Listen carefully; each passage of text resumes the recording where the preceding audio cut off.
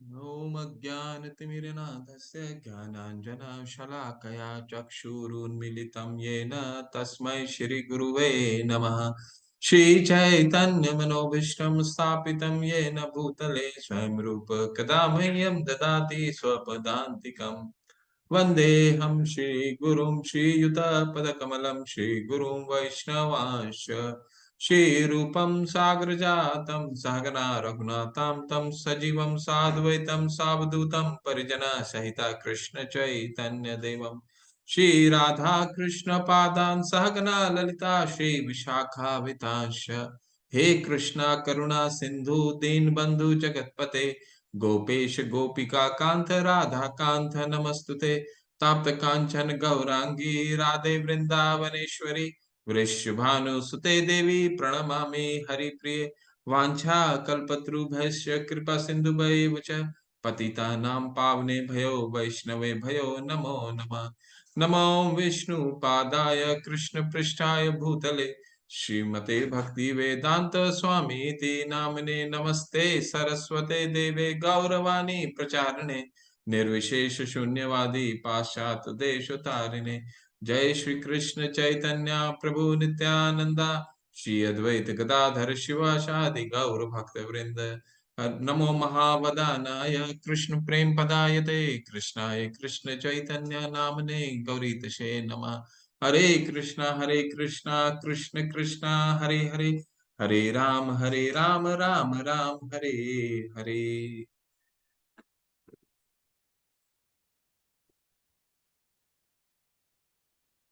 जो 11वें दिन में आप सभी का स्वागत है। आप सबको बधाई, आप लोगों ने आधे से ज्यादा गीता बहुत विश्वास पूर्वक सुना, है ना। 10 आज 11वां अध्याय है। बहुत ही इंटरेस्टिंग ये अध्याय होने वाला है, क्योंकि इसमें एक भगवान 3 रूप अपना दिखाएंगे। 3 रूप दिखाएंगे। पहला वो रूप पहले सबसे अंत में चर्चा करेंगे, अंत में कंक्लूड करेंगे वो 3 रूप कौन कौन से हैं। तो इससे पहले कल हमने क्या पढ़ा था थोड़ा सा जान लेते हैं। 1 मिनट में उसको कंक्लूड कर देंगे। क्या क्या कल हमने देखा, भगवान की विभूति योग। तो उस योग में भगवान अर्जुन पूछते हैं कि आप जिस इस दृश्य जगत में जो प्रविष्ट होते हैं उसको हम कैसे देख पाएं।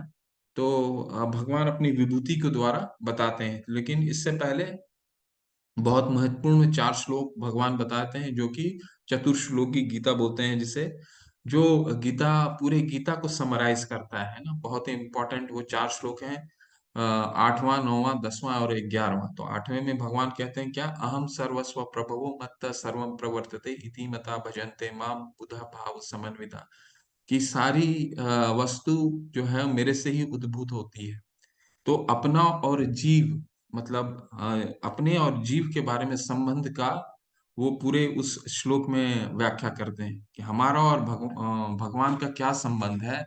वो फिर वो बताते हैं। ठीक है, अहम सर्वस्व प्रभुओ मत्त सर्वम प्रवर्तते इति मता भजते माम बुधा भाव समन्विता। ठीक है, और जो बुद्धिमान भगवान को उस रूप को जान जाता है, वो भगवान के शरणागति हो जाता है। ठीक है। इसके बाद फिर दूसरे श्लोक में क्या बताते हैं, दूसरे श्लोक में बताते हैं, मत चित्ता मत गत प्राणाम बोधयंत परस्परम कथयंत माम नित्यम नित्य युक्ता उपास कथयंत माम नित्यम तुष्यंती च रमंती च। यानी भगवान यहाँ पे बताते हैं हमें कि जिस भक्तों को ये ज्ञान हो गया कि कृष्ण ही भगवान है, उनका फिर क्या लक्षण प्रतीत होता है, कैसे लक्षण जाने जाते हैं। तो वो मत चित्ता, भगवान का सब समय चिंतन करते हैं। मत गत प्राणाम, प्राणाम यानी भगवान पे उन्होंने अपना संपूर्ण जीवन समर्पित कर दिया। जैसे शिला प्रभुपाद, उन्होंने अपना संपूर्ण जीवन समर्पित कर दिया। और जब अपने जब टुवर्ड्स द जब अपना एंड था उनका एकदम 69 एट द एज ऑफ 69, इतनी वृद्ध अवस्था में भी वो अपने गुरु की आज्ञा मान करके कि भगवत गीता का, भगवान का प्रचार प्रसार जो है वो पाश्चात्य देश में करना है और अंग्रेजी भाषा में करना है।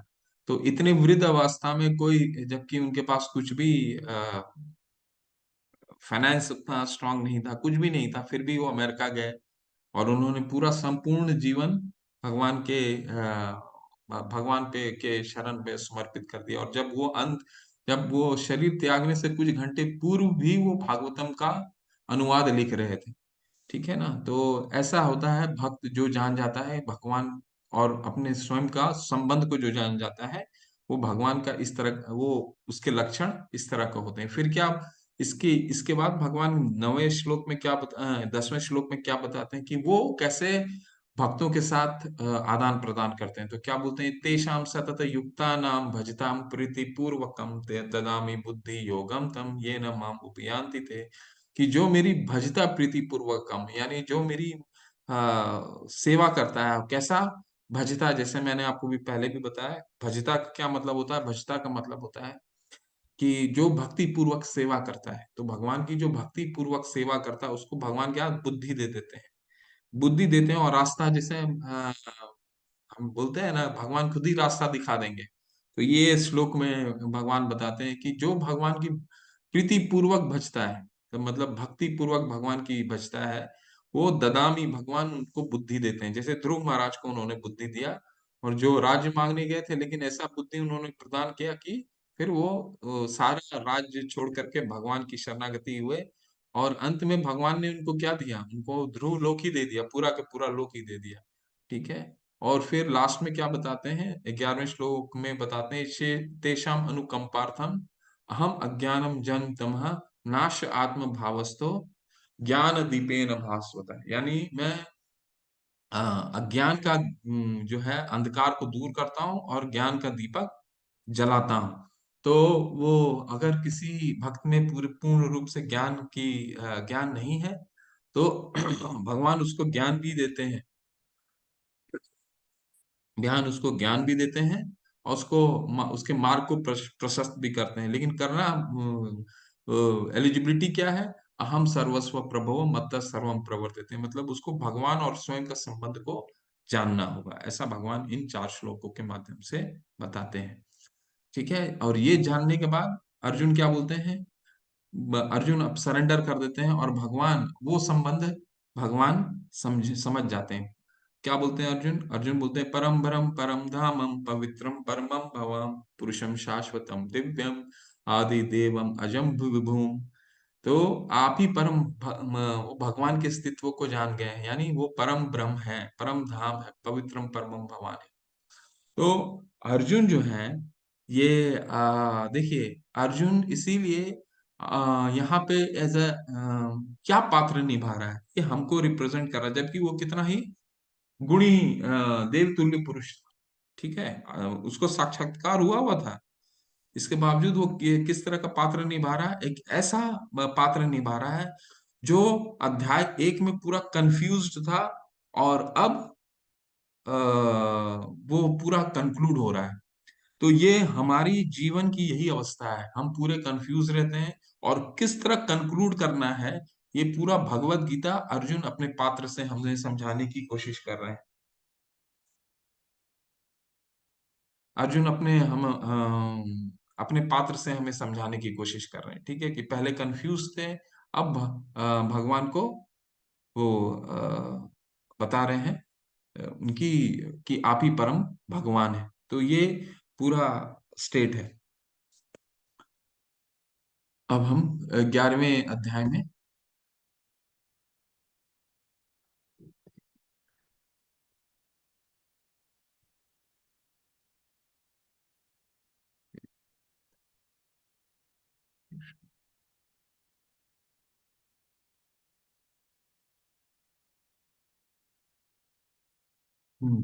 तो इसमें अर्जुन क्या प्रश्न पूछते हैं, पहला पहला प्रश्न है, मद मदनुग्रहं परमं गुह्यम अध्यात्म संगीतम यत्व योक्तम वचस्तेन मोह अयम विगतो ममः। अर्जुन ने कहा, आपने जिन अत्यंत गुह्य आध्यात्मिक विषयों का मुझे उपदेश दिया है, उसे सुनकर अब मेरा मोह दूर हो गया है। तो भगवान ने तो पूर्ण रूप से अर्जुन को समझा दिया। फिर विभूति योग भी दिया भगवान ने, 10वें अध्याय में पूरा विभूति के द्वारा भी समझाया। 82 विभूति के द्वारा समझाया। इसके बाद में अंत में क्या बोला भगवान ने 10वें में, कि ये मेरा सिर्फ स्फुलिंग मात्र है, मैं तो अपने एक अंश मात्र से भी पूरे जगत में व्याप्त हूँ, अंश मात्र से भी। ठीक है, ऐसा बोला था भगवान ने। तो ये बोलते ही अर्जुन ने अभी इस अध्याय की शुरुआत कैसे की? ये शुरुआत 10वें अध्याय का 11वें अध्याय की शुरुआत अर्जुन ने किया, कि 10वें अध्याय तक उन्होंने पूर्ण रूप से उनको ज्ञात हो गया है। इसीलिए बता रहे हैं कि आपने जिन अत्यंत गुही आध्यात्मिक विषयों का मुझे उपदेश दिया, उसे सुनकर अब मेरा मोह दूर हो गया है। लेकिन अब जब मोह दूर हो गया है, तो यहाँ पे क्या, कौन सा क्या जिज्ञासा करते हैं?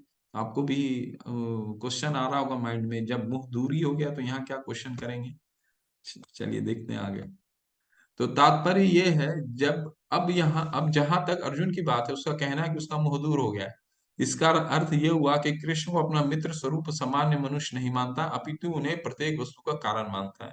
तो यही जो प्रोसेस है, यही गीता हमें, अर्जुन अपने पात्र से हमें समझाने की कोशिश करते हैं। पहले तो वो खुद विचलित होते हैं, और विचलित से कैसे पूर्ण रूप से भगवान की शरणागति होते हैं, वो अपने पात्र, जबकि जो अर्जुन थे पूरा साक्षात्कार था उनको, तो पूर्ण रूप से अपने कैरेक्टर के द्वारा हमें ये समझाने की कोशिश कर रहे हैं कि हमारे प्रोसेस क्या होना चाहिए। ठीक है, तो गीता जो है हमें तीन चीजों का विशेष चीज बताता है। क्या? सबसे पहला हमारा संबंध, जो इसको संबंध ज्ञान बोलते हैं। संबंध ज्ञान क्या है?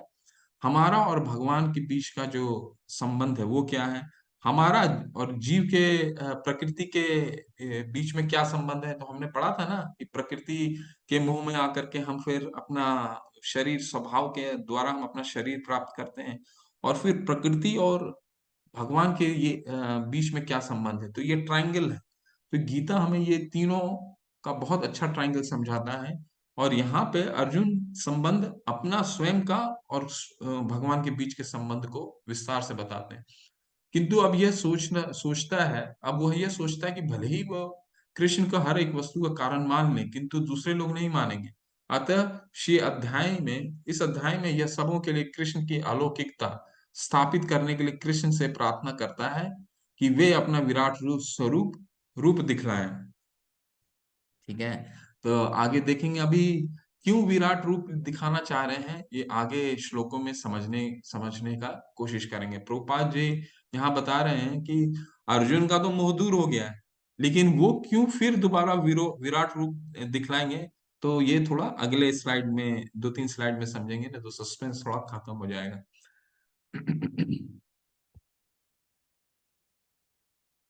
हे कमल नेत्रों वाले, मैंने हर जीवित इकाई की उपस्थिति और गायब होने के बारे में विस्तार से आपसे सुना है, जैसा कि आपके अटूट महिमाओं के माध्यम से महसूस किया है। हे पुरुषोत्तम, हे परमेश्वर, यद्यपि आपको मैं अपने समक्ष आपके द्वारा वर्णित आपके वास्तविक रूप में देख रहा हूं, किंतु मैं देखने का इच्छुक हूं कि आप इस दृश्य जगत में किस प्रकार प्रविष्ट हुए हैं। मैं आपके उसी रूप का दर्शन करना चाहता हूँ। देखिए, हे प्रभु, हे योगेश्वर, यदि आप सोचते हैं कि मैं आपके विश्व रूप को देखने में समर्थ हो सकता हूँ, तो कृपा करके मुझे अपना असीम विश्व रूप दिखलाइए। तो कहने का तात्पर्य क्या है, भगवान यहाँ, अर्जुन जो है, भगवान के विश्व रूप दिखाने के लिए उनसे रिक्वेस्ट कर रहे हैं। ठीक है, तो ये विश्व रूप है क्या, आगे देखेंगे हम। लेकिन ये क्यों दिखाने की कोशिश कर रहे हैं, जबकि उनको तो पिछले अध्याय में भी भगवान ने बोल दिया, उन्होंने स्वयं अपना बोल दिया, परम ब्रह्म परम धामम पवित्रम परमम भवाम, आप ही भगवान हैं, ऐसा तो मान लिया।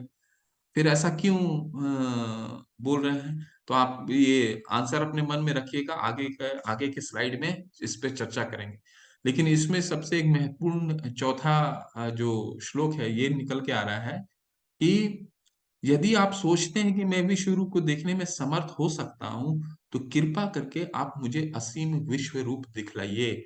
यानी भगवान से वो क्या कर रहे हैं, वो सम्मान पूर्वक उनसे बोल रहे हैं, आप अपना रूप दिखलाइए। ठीक है, तो उनको किसी तरह का चैलेंज नहीं कर रहे हैं। तो प्रभुपाद जी को एक बार किसी रिपोर्टर ने उनसे पूछा था कि कहाँ आपके भगवान कहाँ दिखते हैं, आप लोग तो दिन भर आरती करते हैं, लेकिन भगवान आप तो बोलते हैं भगवान यहाँ भी दिखते हैं, भगवान वहां भी दिखते हैं। आप नरसिंह आरती करते हैं, इतो नरसिंहा परतो नरसिंहा यतो यतो यामी ततो नरसिंहा, भगवान यहाँ भी है, भगवान प्रहलाद महाराज कहते हैं ना, भगवान यहाँ भी है, भगवान वहां भी है। तो आप लोग तो ऐसा क्यों कहते हैं जबकि भगवान तो नहीं दिखते? तो प्रभुपाद जी ने उनको, रिपोर्टर को उनको कहा कि भगवान हमारे नौकर थोड़ी हैं जो हमें दिख जाएंगे, वो स्वेच्छा से हमें दिखेंगे। और भगवान दिखते कैसे हैं, कैसे दिखेंगे? तो ब्रह्मा जी बोलते हैं प्रेमांजन छुरिता भक्ति विलोचने ना, यानी वो प्रेम के अंजन से, प्रेम के काजल से, और प्रेमांजन छुरित भक्ति विलोचन, और भक्ति के आंखों से ही हम भगवान को देख सकते हैं। ऐसे हम बोलेंगे कि भगवान कहाँ दिखेंगे, भगवान तो दिख नहीं रहे। तो भगवान हमारे नौकर नहीं है, हम भगवान के दास हैं। तो हम कृपया करेंगे, हमारे को अगर भगवान को देखना है तो ब्रह्मा जी ने हमें बताया कैसे देखना है, कि हमारी जो अंजन होना चाहिए, काजल होना चाहिए, वो प्रेम का होना चाहिए, और जो आंखें होनी चाहिए वो भक्ति की होनी चाहिए, है ना। तो ये बहुत ही अच्छा अर्जुन बताते हैं कि किस तरह हमें पूछना है भगवान के।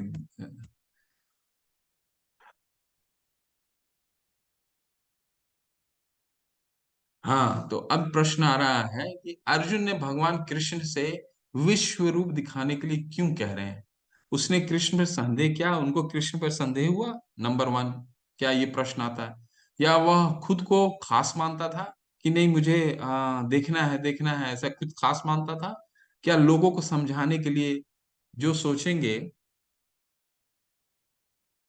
कृष्ण एक साधारण व्यक्ति है। तो आप इस पे थोड़ा सा अपना, आप अपना चर्चा कीजिए कि ये, क्योंकि चर्चा करेंगे तो हम समझ पाएंगे कि भगवान क्या, जबकि तो अर्जुन तो बोल ही चुके हैं कि परम भरम परम धामम पवित्रम परमम भवान, तो भगवान को तो वो पूर्ण रूप से शरणागति कर ही चुके थे 12वें श्लोक में।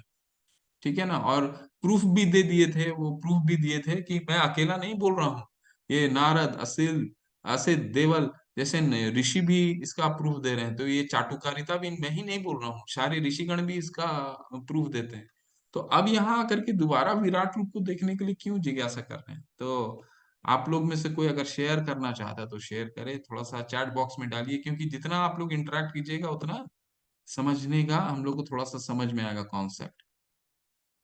शिव वर्मा प्रभु जी, अभी हम आंसर खुलासा नहीं करेंगे, बस लोगों की आंसर पढ़ेंगे। शिव वर्मा जी प्रभु जी बोल रहे हैं लोगों को समझाने के लिए। गुनिका गुप्ता माता जी बोल रहे हैं तीन वाला, लोगों को समझाने के लिए जो सोचेंगे कृष्ण साधारण व्यक्ति है। अच्छा, ओके माता जी, और किसी को कुछ, कोई और कुछ बताना चाहते हैं? क्यों ऐसा कृष्ण बता रहे हैं? हरे कृष्ण प्रभु जी, दंडवत प्रणाम। धन्यवाद, प्रणाम, हरे कृष्ण। प्रभु जी, क्योंकि अर्जुन जो थे वो एक शुद्ध भक्त थे।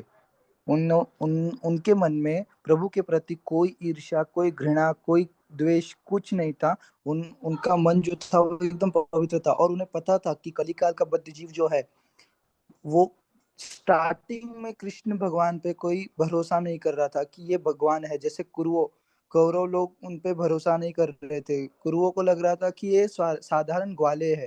तो दुर्योधन ने चेष्टा भी की थी प्रभु को बंदी बनाने की राज दरबार में, और ये बोल के अपमानित किया था कि कैद कर लो इस ग्वाले को।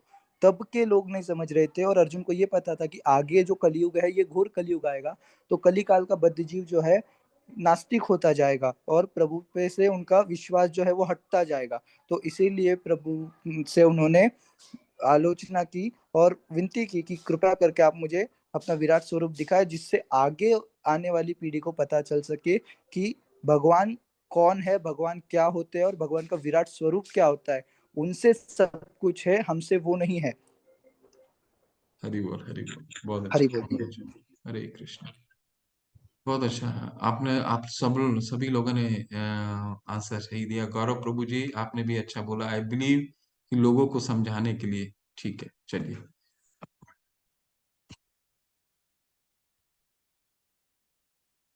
चलिए, तो आपका आंसर यहाँ पे है, मेरे बचाने से पहले ये टिक है आंसर। लोगों को समझाने के लिए जो सोचेंगे कृष्ण साधारण व्यक्ति, देखिए दो कारण है। ठीक है। एक तो कृष्ण ने, भगवान ने पूरे गीता में अब तक सैद्धांतिक रूप से, फिलोसफिकली, वो उन्होंने बता दिया कि मैं भगवान हूँ। हर जगह बताया उन्होंने, पूरा 10वें अध्याय तक, अभी तक 9वां में तो पूरा बता दिया, और हर जगह बताया कि मैं ही भगवान हूँ। ठीक है। और 9वें अध्याय में तो ये भी बोल दिया, मन मना मुझे भक्ति कैसे करनी है वो भी बता दिया। मन मना भव मत भक्तो मत त्याजी माम नमस्कुरु, मामे वे शाशी युक्त एवं आत्मानम मत परायणम।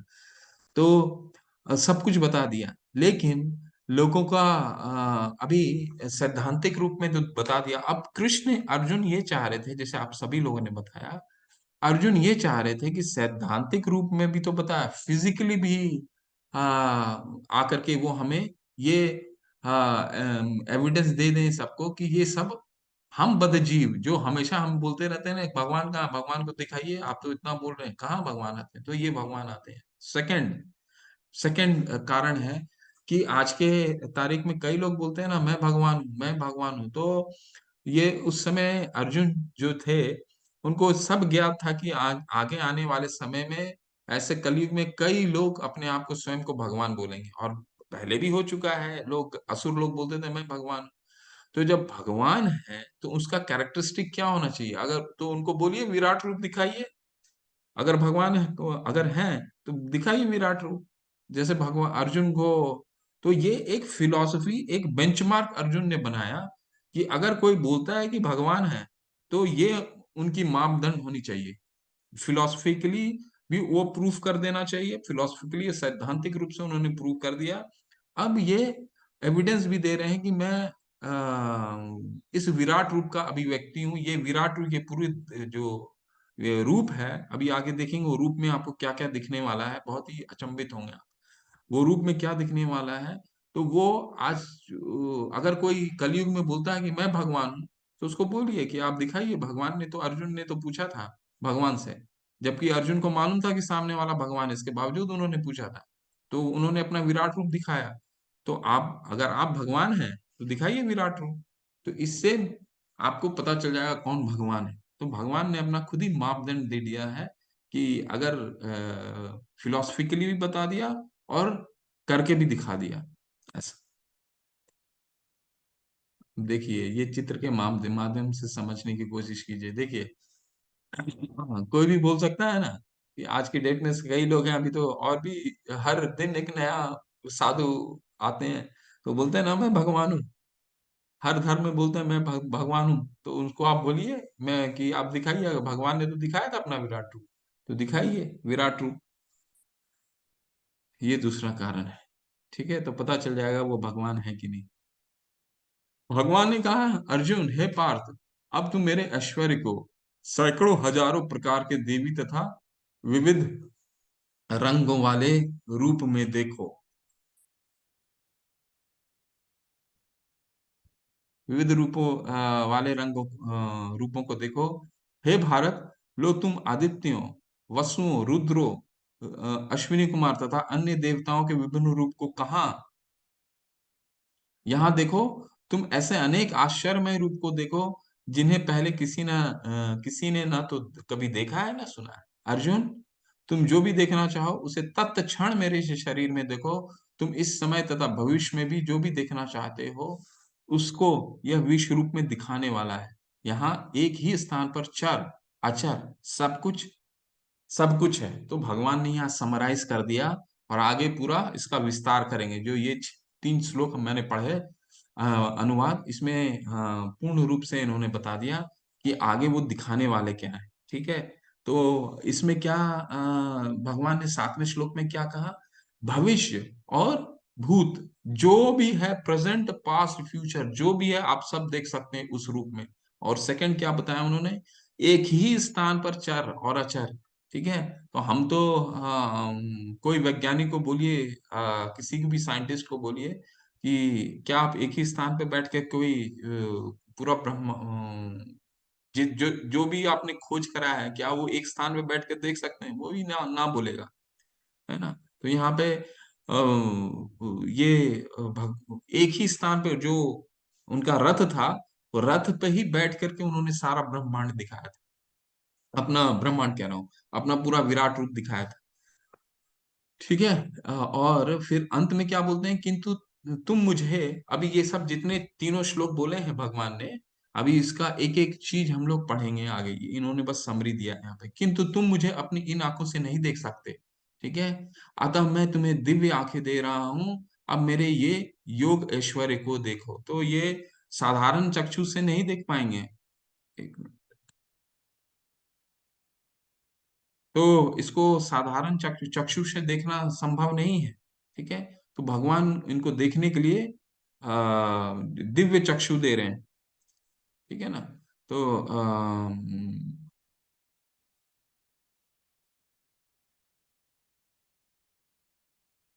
संजय उवाच एवं मुक्त्वा ततो राजं महेशयोग ईश्वरो हरि दर्शयामाश पार्थाय परम रूपम ऐश्वरम। संजय ने कहा, हे राजा, इस प्रकार कहकर महायोगेश्वर भगवान ने अर्जुन को अपना विश्व रूप दिखलाया।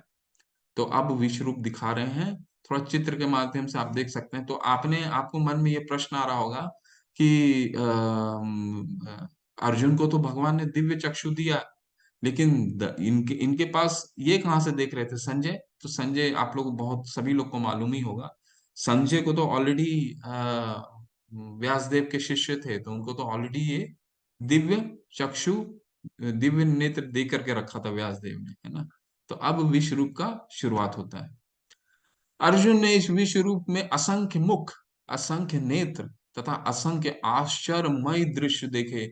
यह रूप अनेक देवी आभूषणों से अलंकृत था और अनेक देवी हथियार उठाए हुए था। यह देवी मालाएं तथा वस्त्र धारण किए था और उस पर अनेक दिव्य सुगंधियां लगी थीं। सब कुछ आश्चर्यमय, तेजमय, असीम तथा सर्वत्र व्याप्त था। यदि आकाश में हजारों सूर्य एक साथ उदय हो तो उनका प्रकाश शायद परम पुरुष के इस विश्व रूप के तेज की समता नहीं कर सकते हैं। देखिए विश्व रूप में क्या क्या दिख रहा है।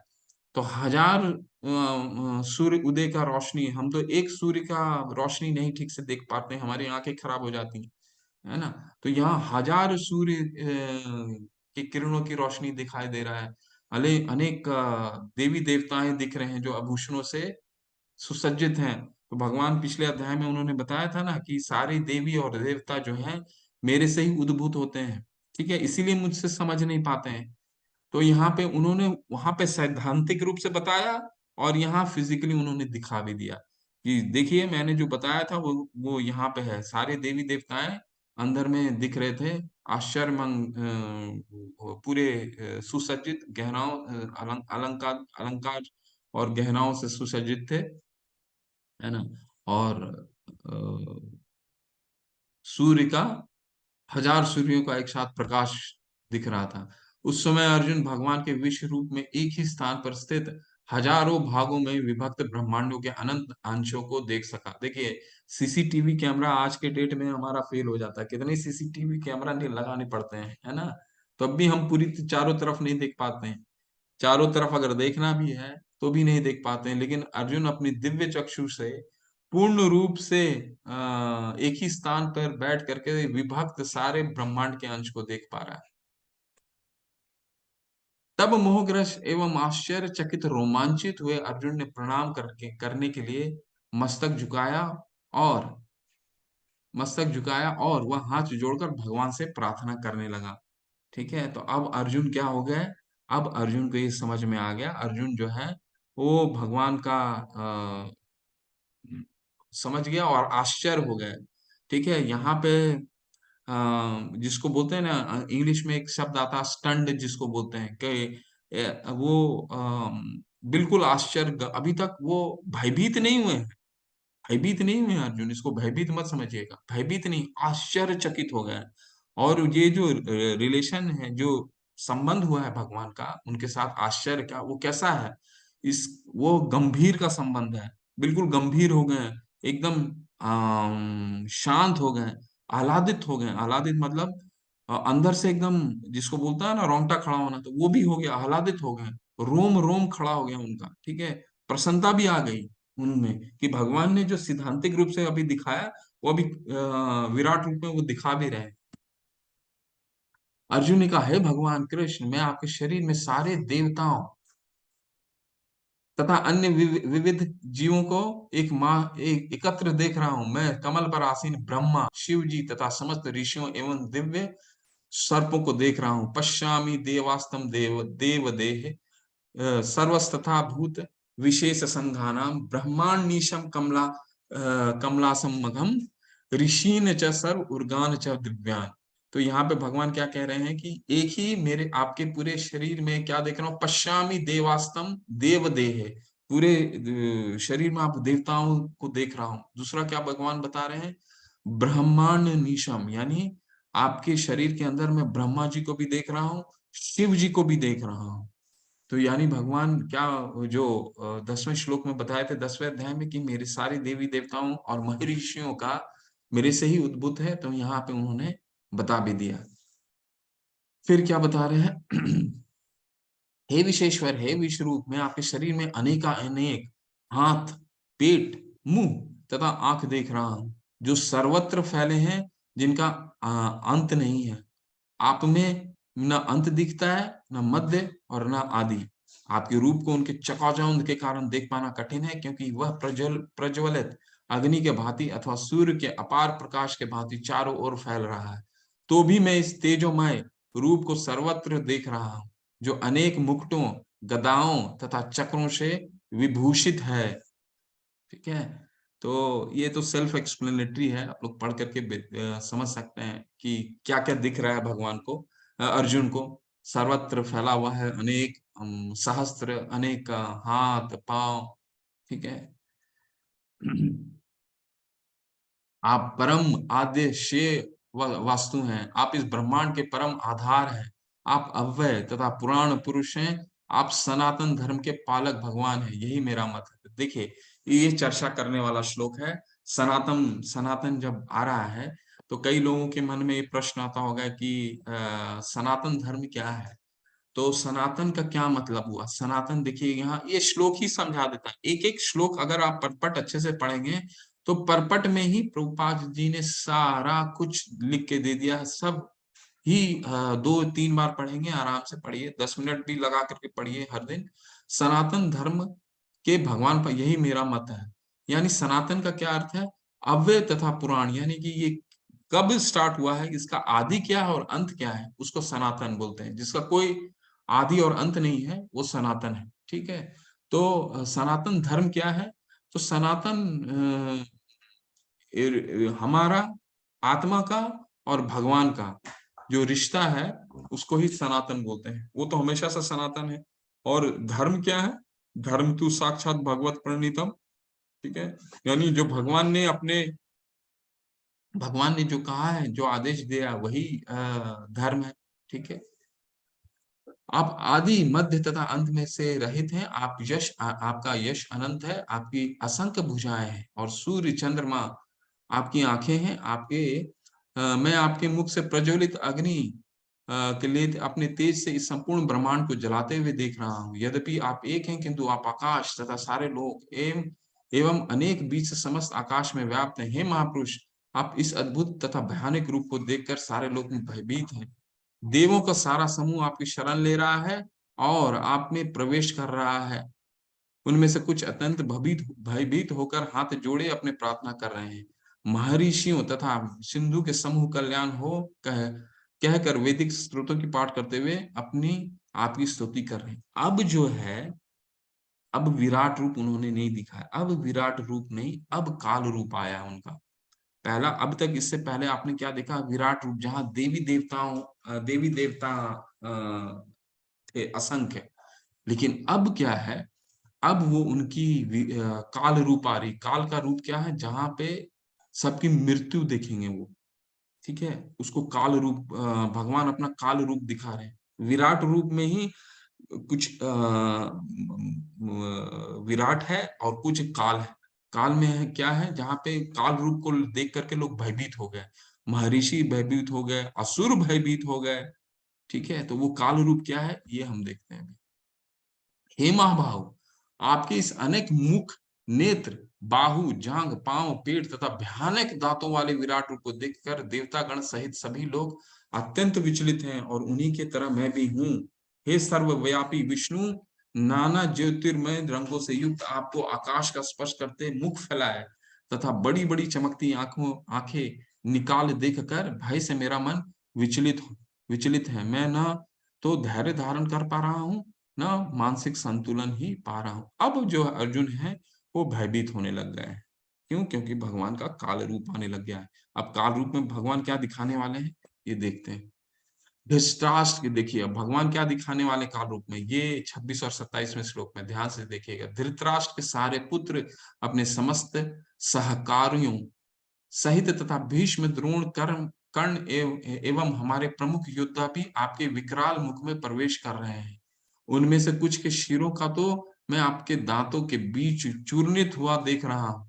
जिस प्रकार नदियों के अनेक रंग तरंगे समुद्र में प्रवेश करती हैं, उसी प्रकार ये समस्त महान योद्धा भी आपके प्रज्वलित मुखों में प्रवेश कर रहे हैं। तो अब क्या हो रहा है, अब भगवान के सबके अब भगवान जो है सबके काल के रूप में आ रहे हैं। मतलब ये जो जितने भी धृतराष्ट्र के पुत्र थे, कौरव पुत्र थे, द्रोण, भीष्म, सब भगवान के दांतों में उनके जो सब चूर्णित होते हुए देख रहे थे, दांतों में चबाते हुए चबाए जा रहे थे, ऐसा प्रतीत दिख रहा था उस काल रूप में। यानी भगवान सबको मार रहे थे। भगवान ने कहा, समस्त जगतों का विनिष्ट करने वाला काल मैं हूं और मैं यहाँ समस्त लोगों का विनाश करने के लिए आया हूँ। तुम्हारे पांडवों के सिवा दोनों पक्ष के सारे योद्धा मारे जाएंगे। देखिए भगवान ने अपना निष्कर्ष दे दिया। तो बोलते हैं, कलो अस्मिन लोके क्षय कृत प्रविधो, यानी मैं ही काल हूं, मैं सबको सर्वनाश करने आया हूं।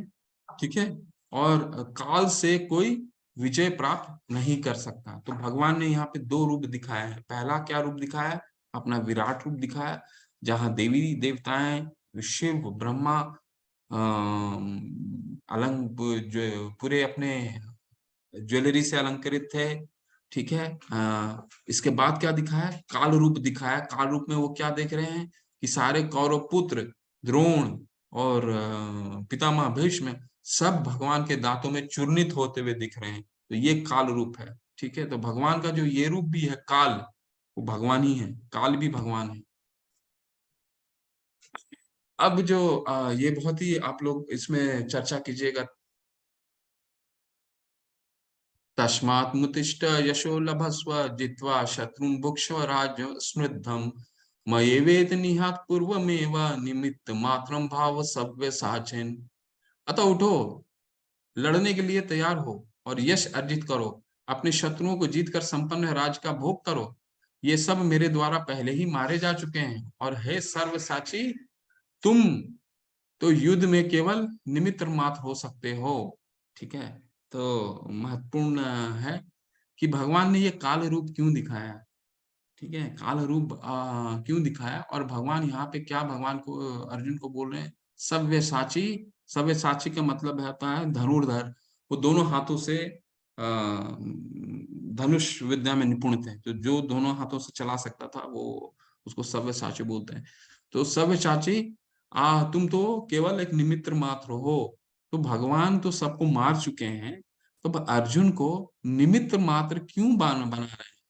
ठीक है, ये आप लोग थोड़ा सा चर्चा कीजिए, दो ज्यादा समय काफी हो गया है, तो चर्चा कीजिए।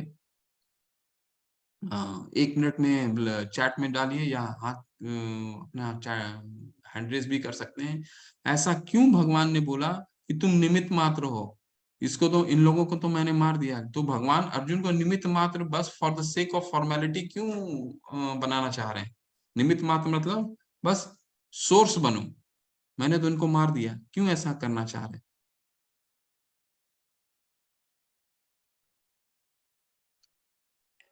प्रभु जी, कर्म के कारण।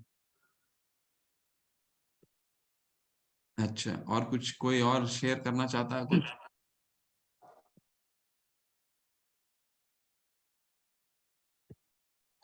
कुछ और कोई बोलना चाहते हैं, क्योंकि कर्म अर्जुन का था प्रभु जी।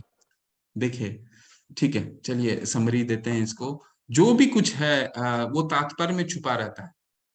तात्पर्य में अच्छे से पढ़िएगा, सब पता चल जाएगा। अतः उठो, लड़ने के लिए तैयार हो और यश अर्जित करो। यानी भगवान अर्जुन को यश दिलाना चाह रहे हैं कि इनको ये तो मारे जाएंगे, तुम मारो ना मारो, वो तो मारे ही जाएंगे, लेकिन अगर तुम मारते हो तो तुम्हारा यश होगा। इसीलिए भगवान राम तो स्वयं ही मार सकते थे रावण को, तो 2 मिनट में मार सकते थे राम को, भगवान राम को तो उस समय लगना नहीं था रावण को मारने के लिए, लेकिन उन्होंने कितनी लीलाएं करी और अपने भक्त को कितना उन्होंने यश दिलाया हनुमान जी को। तो भगवान राम जब भी आएंगे हनुमान जी उनके साथ ही रहते हैं, ठीक है। तो ये क्यों ऐसा किया उन्होंने? क्योंकि वो अपने भक्त को यश दिलाना चाहते हैं, और यश दिलाने में उनको बहुत ही प्रसन्नता में बहुत प्रसन्न होते हैं। तो जो भी आंसर है आपको यहीं पे मिल जाएगा, इसको ही अच्छे से पढ़िएगा, यहीं पे मिल जाएगा। तो यशो लभस्व, यानी तुम भक्त को यश दिलाने के लिए भगवान ये पूरी योजना जो करी भगवान ने, पूरा सिर्फ जो भक्त को यश दिलाने के लिए, यश दिलाना था उनको, अर्जुन को, तो इसलिए सिर्फ उनको बोला कि तुम निमित्त मात्र बनो।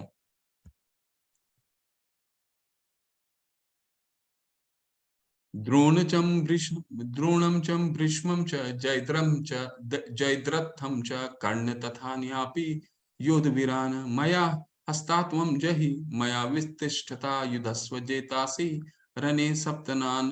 भगवान आप इतने कृपालु होते हैं कि वह भक्तों को इसका श्रेय देते हैं। देखिए यहाँ पे बता दिया भगवान ने, द्रोण, भीष्म, जयद्रथ, कर्ण तथा अन्य महान योद्धा पहले ही मेरे द्वारा मारे जा चुके हैं, अतः उनका वध करो और तनिक भी विचलित ना हो। तुम केवल युद्ध करो, युद्ध में तुम अपने शत्रुओं को परास्त करोगे। तो भगवान यहाँ बता दे रहे हैं कि तुम सिर्फ युद्ध करो।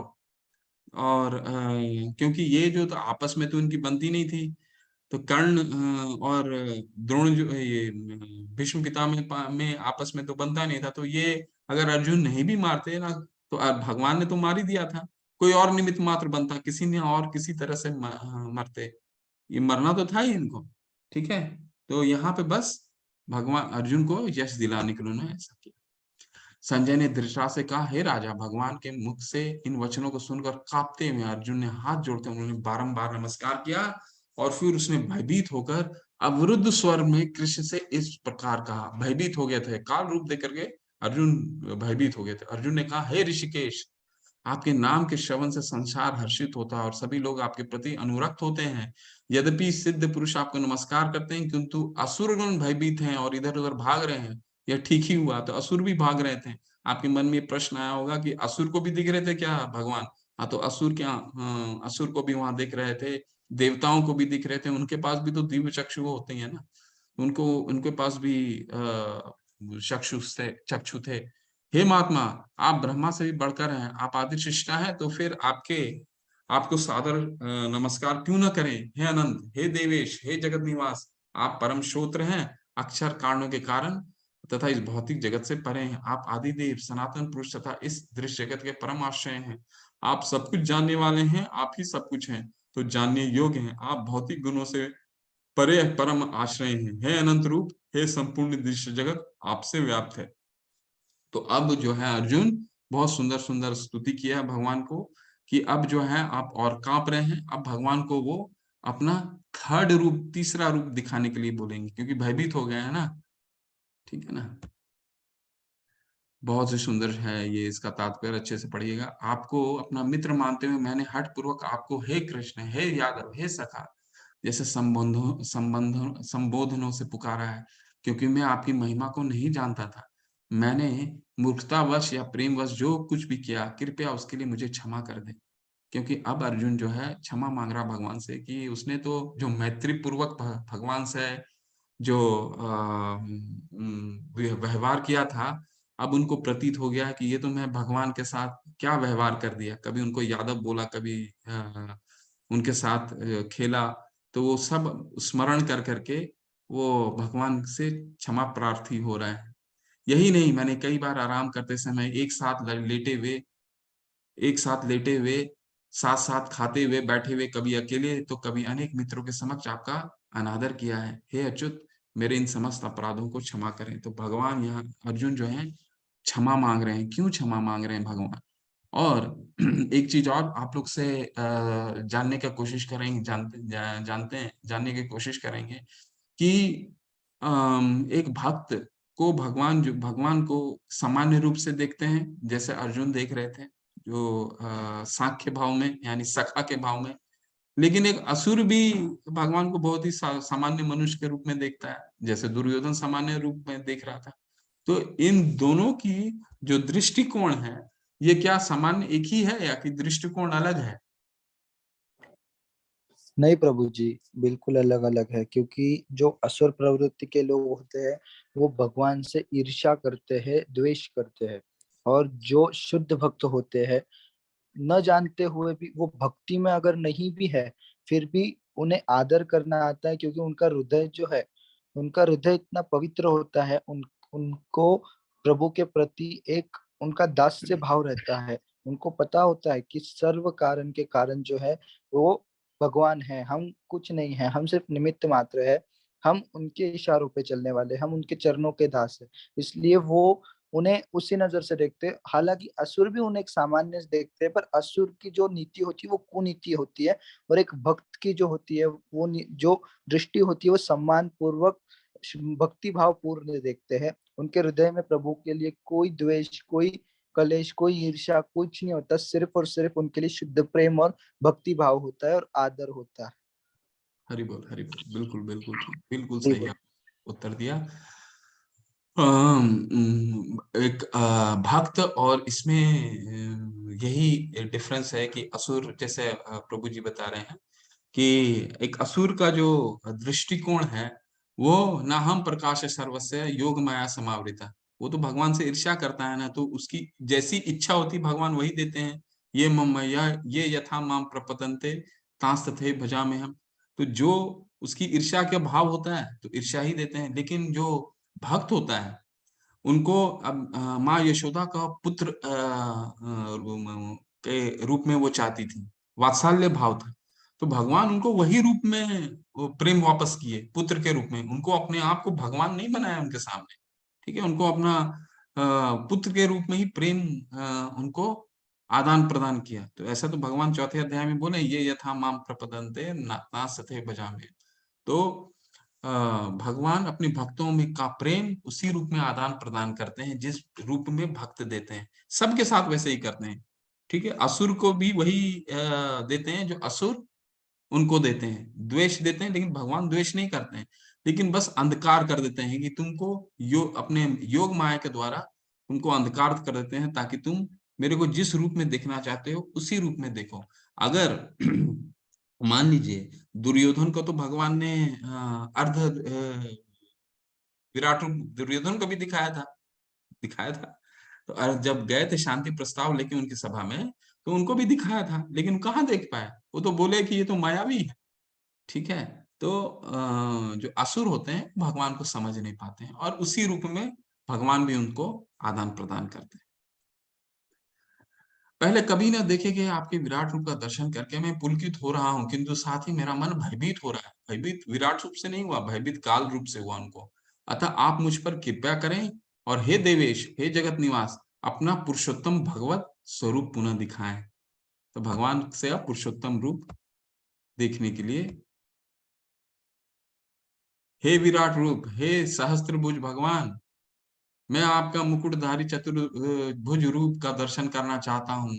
आप आपसे जिसमें जिसमें आप अपने चारों हाथों में शंख, चक्र, गदा तथा पद्म धारण किए हुए हैं, मैं उसी रूप देखने की इच्छा करता हूँ। हे कुरुश्रेष्ठ, तुमसे पूर्व, अब भगवान ने बताया, तुमसे पूर्व इस विश्व रूप को किसी ने नहीं देखा, क्योंकि मैं न तो वेदाध्ययन के द्वारा, न यज्ञ दान पुण्य या कठिन तपस्या के द्वारा इस रूप में इस संसार में देखा जा सकता हूँ।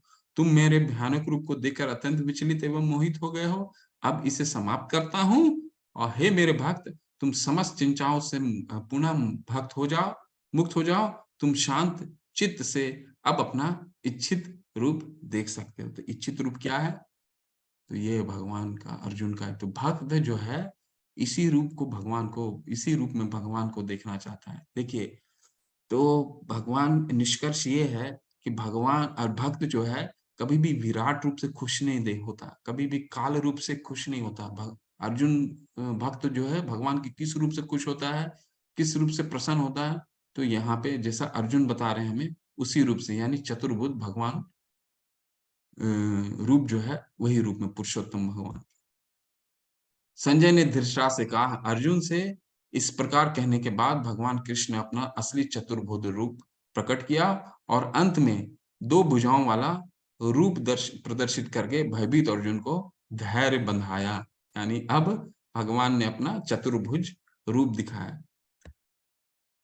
जब अर्जुन ने कृष्ण को उनके आदि रूप में देखा तो कहा, हे जनार्दन, आपके इस अति सुंदर मानवीय रूप को देखकर मैं अब स्थिर चित्त हूँ और मैंने अपना प्राकृत अवस्था प्राप्त कर ली है। श्री भगवान ने कहा, हे अर्जुन, तुम मेरे जिस रूप को इस समय देख रहे हो उसे देख पाना अत्यंत दुष्कर है। यहाँ तक कि देवता भी इस अत्यंत प्रिय रूप को देखने की ताक में रहते हैं। तो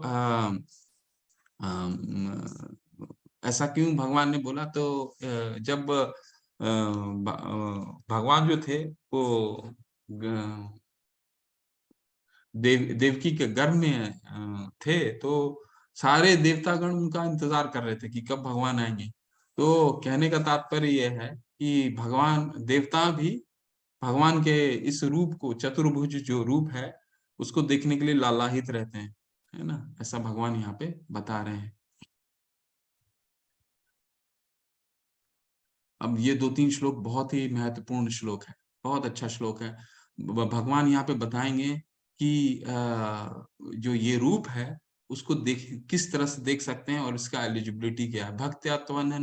भक्त्या त्वनन्य शक्या अहम एवं विधो अर्जुन ज्ञातुम दृष्टुन च तत्वेन प्रविष्टुन च परम तपा। हे अर्जुन, केवल अनन्य भक्ति द्वारा मुझे इस रूप में समझा जा सकता है जिस रूप में मैं तुम्हारे समक्ष खड़ा हूँ, और इसी प्रकार मेरा साक्षात दर्शन भी किया जा सकता है।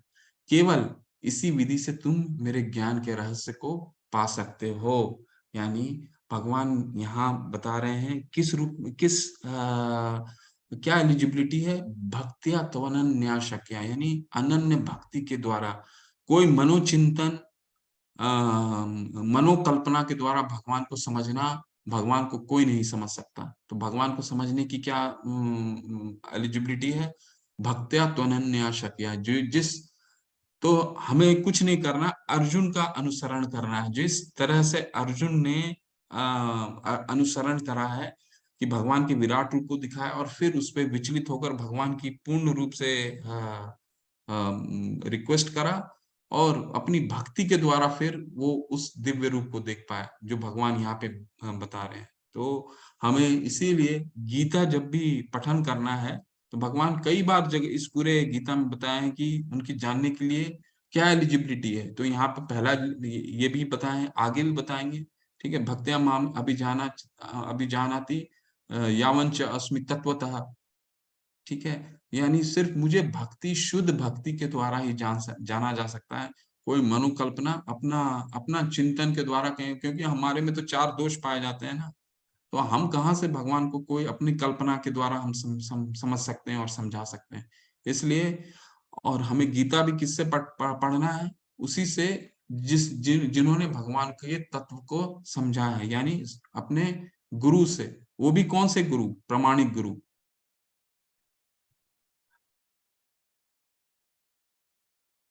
ये बहुत ही सुंदर श्लोक है और ये भी श्लोक जो है ये गीता का एक सार तत्व कहा जाता है। और यहाँ पे भगवान पूरे अपने जो गीता का है समरी, उसको भी यहाँ वर्णित करते हैं। मत कर्म कृत मत परमो मत भक्त संग वर्जिता निर्वैर सर्वभूतेषु यह स मामेति पांडवा। हे अर्जुन, जो व्यक्ति सकाम कर्मों तथा मनोधर्म के कलमश से मुक्त होकर, देखिए एलिजिबिलिटी, एक एक चीज बहुत ध्यान से सुनिए। हे अर्जुन, जो व्यक्ति सकाम कर्मों तथा मनोधर्म के कलमश से मुक्त होकर मेरी शुद्ध भक्ति में तत्पर रहता है, जो मेरे लिए ही कर्म करता है, जो मुझे ही जीवन लक्ष्य समझता है, जो प्रत्येक जीव से मैत्री भाव रखता है, वह निश्चय ही मुझे प्राप्त करता है। तो आप सोच रहे हो भगवान ने तो कितनी बड़ी लिस्ट बना दी। तो अभी 13वें अध्याय में 26 गुण बताएंगे भगवान। तो अभी लिस्ट एंडलेस होने वाला है। तो बट सार तत्व क्या है, भगवान यहाँ क्या बोल रहे हैं, मत कर्म कृत मत परमो, यानी कुछ कुछ मुख्य शब्दों को उठा करके समझने की कोशिश करते हैं इस श्लोक में के माध्यम से। भगवान क्या बताने की क्या कोशिश कर रहे हैं कि मुझे जान कैसे सकते हो, तो भगवान और जीव के बीच के संबंध को स्थापित कर रहे हैं इस श्लोक से। जैसे 10वां में भी किया था उन्होंने कि मेरे साथ आदान प्रदान कैसे कर सकते हो तुम, सकाम कर्म तथा मनोधर्म से कलमश से मुक्त होकर के, यानी अपना कल्पना से हम भगवान को नहीं समझ सकते, तो कैसे समझ सकते हैं, मेरी शुद्ध भक्ति में तत्पर हो करके, ठीक है, और मेरे लिए कर्म करके, यानी कि फॉर एन एग्जाम्पल, उदाहरण के लिए अगर आप व्यापार में हैं या बिजनेस में हैं, ठीक है, तो बिजनेस में हैं तो आप स्वयं को कभी भी उस बिजनेस का ओनर मत मानिए, भगवान को मानिए, ठीक है, और जो भी आप प्रॉफिट कमाते हैं या जो भी कमाते हैं अपने लिए निश्चय रखिए, लेकिन सबसे पहले उसको भगवान के लिए ऑफर कीजिए, ठीक है, भगवान को ऑफर कीजिए उस प्रॉफिट को, देन क्योंकि स्वामी तो भगवान ही है ना। तो मान लीजिए तो फिर उनको ऑफर करके आप फिर उसका यूज कीजिए, ठीक है। फिर या फिर आप घर बनवाते हैं अपना, तो घर भी का ओनर स्वयं को ना मान करके उसको भगवान का घर बनाइए, और ये समझिए कि भगवान के घर में हम रह रहे हैं, इसलिए भवन बोलते हैं ना, घर को भवन भी बोला जाता है, ठीक है, भगवान का घर इसलिए भवन, ठीक है, भवन बोलते हैं ना घर में, घर को बोलते हैं भवन। तो अगर भवन से भा निकाल दीजिएगा तो वो तो जंगल हो गया, वन हो जाता है। इसलिए अगर आप घर बनवाते हैं तो उसको भगवान का घर समझने का समझिए, और उसमें आप रह रहे हैं, ठीक है, आप भगवान रह रहे हैं। इसके बाद भगवान क्या बोल रहे हैं, संग वर्जिता। संग वर्जिता क्या क्या मतलब है, जन संग त्यागी, मतलब ऐसे संग, देखिए रूप गोस्वामी पाद बोलते हैं 6 चीजें जो है, ये कृष्णा प्रभु ने एक दिन पूछा था कि ऐसा मेरा क्यों डाइल्यूट हो जाता है, तो 6 चीज रूप गोस्वामी पाद बताते हैं, अत्याहार प्रयासश्च प्रजल्पो नियमाग्रह जन संग लौल्यम च षड्भी भक्ति विनश्यति। 6 चीज जो है हमारी भक्ति को विनाश करता है, वो क्या है, अत्याहार पहला, ये अलग दिन समझाएंगे, लेकिन इसमें से छोटा छोटा अत्याहार मतलब कुछ जरूरत से ज्यादा खाना खाना, या जरूरत से ज्यादा इकट्ठा कर लेना।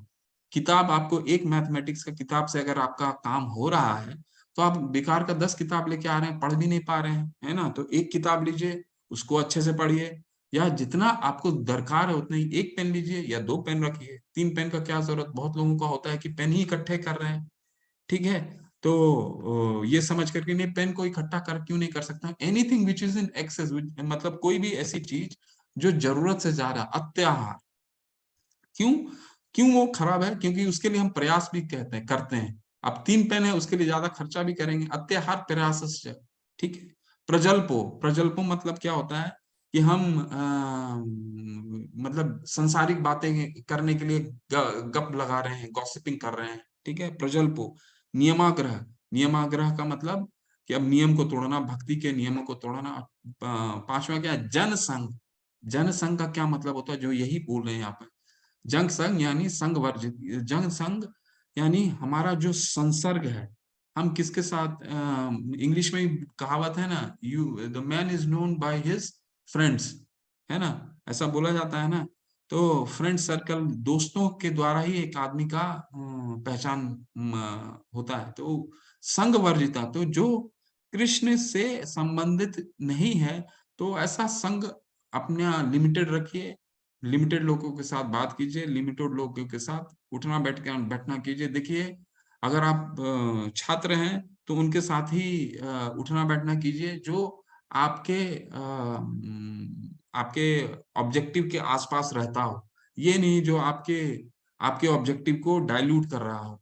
आप पढ़ाई कर रहे हैं और बोल रहे हैं चलो आ जाओ जी थोड़ा सा गप लगाते हैं थोड़ा जी, वैसा मत कीजिए, ठीक है। संघ वर्जित है, इस तरह संघ को वर्जित कीजिए, अपने जनसंघ को लिमिट कीजिए।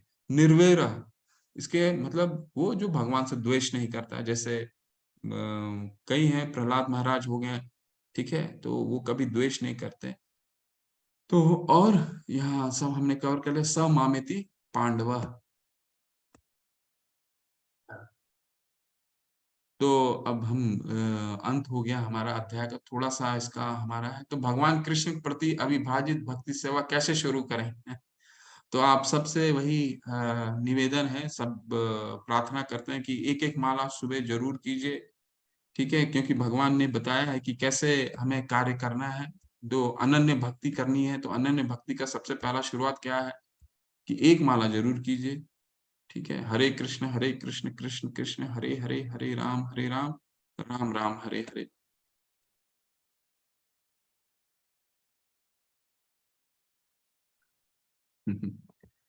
तो भगवान की कृष्ण के प्रति शुद्ध भक्ति सेवा कैसे शुरू करें? तो गाड़ी से नहीं करना है, ना ही मोबाइल से, ना ही पैसों से, ना ही घर दे करके, सिर्फ भगवान को अपना हृदय दे करके हमें सेवा, भगवान की भक्ति प्राप्त हो सकती है। भगवान को कुछ नहीं चाहिए, ये सब तो भगवान का ही दिया हुआ है, तो इससे भगवान को कुछ नहीं चाहिए। भगवान को क्या चाहिए? हमारा हृदय चाहिए, हमारी भक्ति चाहिए, शुद्ध प्रेम चाहिए। तो स्वामी प्रभुपाद जी क्या बताते हैं इस सारांश ये है कि कृष्ण ने अपने क्षण भंगुर विश्व रूप के साथ साथ काल रूप, जो सब कुछ का भक्षण करने वाला है, यहाँ तक कि चतुर्भुज विश्व रूप को भी दिखलाया। तो यहाँ 3 रूप दिखा दिए भगवान ने। इस तरह कृष्ण समस्त स्वरूपों के उद्गम है। ऐसा नहीं है कि वे आदि विश्व रूप या विष्णु के ही अभिव्यक्ति हैं, वे समस्त रूपों के उद्गम है। भक्त के लिए कृष्ण का कोई अनन्य रूप उतना महत्वपूर्ण नहीं है जितना कि मूल दो भुजी श्याम सुंदर रूप। जैसे अभी अर्जुन ने बताया ना कि मुझे आप सबसे भयभीत हूँ, आप मूल दो भुजा स्वरूप में आइए। ब्रह्म संहिता में कहा गया है कि जो प्रेम या भक्ति भाव से कृष्ण के श्याम श्याम सुंदर रूप के प्रति आसक्त है, वह सदैव उन्हें अपने हृदय में देख सकता है और कुछ भी नहीं देख सकता। अतः मनुष्य को समझ लेना चाहिए कि इस 11वें अध्याय का तात्पर्य यही है कि कृष्ण का रूप ही सर्वोपरि एवं परम सार है। तो कौन सा रूप परम सार है? भगवान का चतुर्भुजी रूप परम सार है। इसी के साथ ही ये अध्याय का समापन होता है। कल बहुत ही सुंदर अध्याय है, और कल अंतिम अध्याय होगा भक्ति योग का। बहुत ही महत्वपूर्ण अध्याय, छोटा अध्याय है, बहुत ही अच्छा अध्याय है कल का। हरे कृष्णा। हरे कृष्ण प्रभु जी, दंडवत प्रणाम। प्रभु जी, कल एकादशी भी है, तो उसके विषय में थोड़ा बता दीजिए कि व्रत का कैसे पालन करना है, व्रत में क्या नहीं खाना है, क्या खाना है, कोई निर्जल कर सके तो कैसे करना है।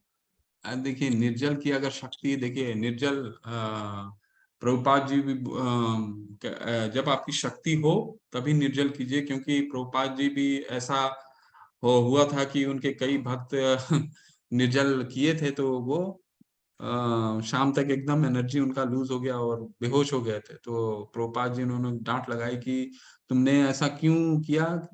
क्योंकि उपवास का क्या मतलब है कि आपका पास इतनी एनर्जी रहे कि आप भगवान के लिए अपने खाना, एकादशी का क्या मतलब है? क्योंकि ये बहुत ही प्रिय दिन होता है भगवान को। इसका मतलब क्या है कि जो आपको रूटीन है, जो खाने में, अपने खाना बनाने और इसमें समय व्यर्थ करते हैं, वो समय आप भगवान के साथ व्यतीत कीजिए। कुछ 2 श्लोक पढ़िए, कुछ अध्ययन कीजिए, ठीक है। भगवान के साथ उपवास यानी भगवान के साथ वास करना। तो वो जो समय हम खाना बनाने वगैरह में लगाते हैं, वो भगवान के साथ उनके कीर्तन, उनके स्मरण, ठीक है, श्रवण करने के लिए व्यतीत करें।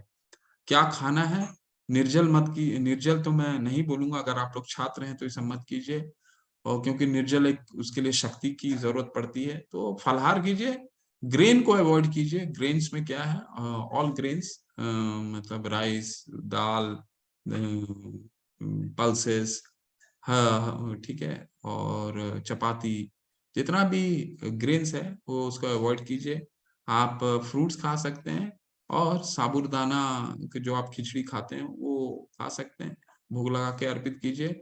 घर में भगवान का उपवास नहीं है तो भगवान को आप खाना खिलाइए, भगवान को अपना भोजन अर्पित कीजिए। आपका उपवास है भगवान के लिए, तो भगवान को अगर घर में और कोई करते हैं तो उनको बनाने दीजिए, और आप जो है अपना फल कीजिए। और परसों जो आपके जिस शहर में आप रहते हैं, क्योंकि अ, जो पारण होता है वो बहुत ही इम्पोर्टेंट होता है, नहीं तो आपको एकादशी का लाभ नहीं मिलेगा। तो परसों के दिन शिवरात्रि भी है, तो आप लोग उपवास कीजिए, और एकादशी का सही समय पे पारण कीजिए। ठीक है, तो ये है, दूध पीजिए, केला खाइए, फलहार कीजिए, और साबूदाना की खाइए, खिचड़ी। प्रभु जी टी कॉफी अवॉइड करनी है ना, बहुत वर्जित है ना। हाँ हाँ, टी कॉफी तो वर्जित है जी ही प्रभु प्रभु जी, जी। टी बिल्कुल। कॉफी वर्जित है ना। जी जी जी, टी कॉफी वर्जित है। प्रभु जी सिर्फ अगर अन्न के बिना सिर्फ जल पे कर सकते हैं क्या?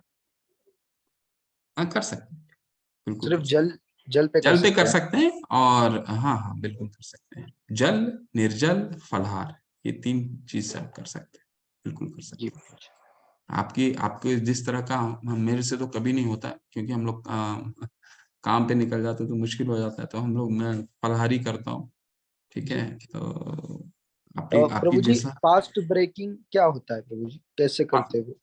फास्ट ब्रेकिंग भोग लगा के कीजिए, जो समय रहता है आपका, आपके जिस शहर में आप हैं, ठीक है, आप हाँ। महाराष्ट्र में हैं या कहाँ गुजरात में, जहां भी हैं, तो अपने निजी, वैसे सबसे अच्छा है, एक ऐप आता है, वैष्णव कैलेंडर आता है। ठीक है, वैष्णव कैलेंडर मोबाइल में, अपने एंड्रॉयड मोबाइल में ऐप वैष्णव कैलेंडर नाम से ऐप टाइप कीजिए, इस्कॉन जी का ऑफिशियल ऐप है, उसको डाउनलोड कीजिए और अपना शहर टाइप कीजिएगा, तो वहां पे आ जाएगा कि आपका पारण का टाइम क्या है, पारण का टाइम, उस टाइम के भीतर ही आप पारण अपना उपवास तोड़िएगा जरूर से, वो जरूरी है। भोग लगा के, मान लीजिए 9:35 है, 9:35, बिफोर 9:35 आपको पारण तोड़ना है, उपवास को तोड़ना है।